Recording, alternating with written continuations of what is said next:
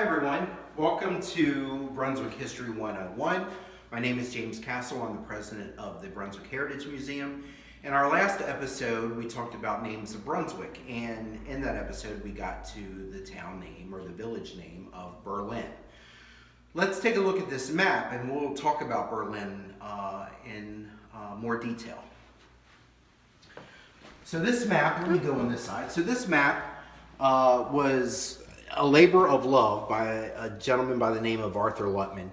And Arthur Lutman had a paint store on West Potomac Street, and it was a gathering spot for the locals to talk. And Arthur took those local stories and he did a lot of research, and he created this map that basically shows every lot plotted by Leonard Smith in 1787, who named this area Berlin. And then wrote down all of the landowners of said lot, for the most part up to 1890, maybe, and some a little bit beyond that. So let me highlight Berlin here for you on the map. I know this might be a little difficult, but let's get our street bearings. So this street right here was known as High Street, and later it was called Upper Street, and now we know it as Potomac Street. A street below was Water Street and later Railroad Street. The street obviously does not exist anymore. And then the three other streets going north and south was First Street, which is now Virginia Avenue. Then you had Second Street, which is now Maryland Avenue.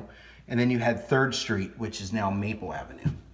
And the area I want to concentrate on is this grand area right here. So the railroad tracks were later put in the 1830s right here. And all of this right now is commuter parking lot up into the canal and then the Potomac River. So what kind of things were in this old section of Berlin? And some interesting names that pop out here is Swank and George, which had the Brunswick's hardware store, or actually Berlin's hardware store. They bought this land in 1902, so we are in the Brunswick time period for that. This is the area where the Lock House is now was located. You have Hotel Elgin, so there's a hotel there in the old Berlin section.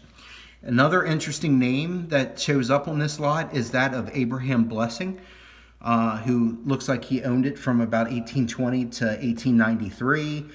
And we're going to see an example of an old photograph. The Blessing family, which I am actually related to, were known as photographers. And we actually have some photographs that have Blessing photography on it, Brunswick, Maryland. Some other names down here is the Brunswick Herald, which was the Brunswick newspaper, had a very well-known editor, Mr. Schaefer. His office was there. It was a very grandiose building. So continuing with some other prominent or well-known businesses in the old Berlin area is Alder's Store.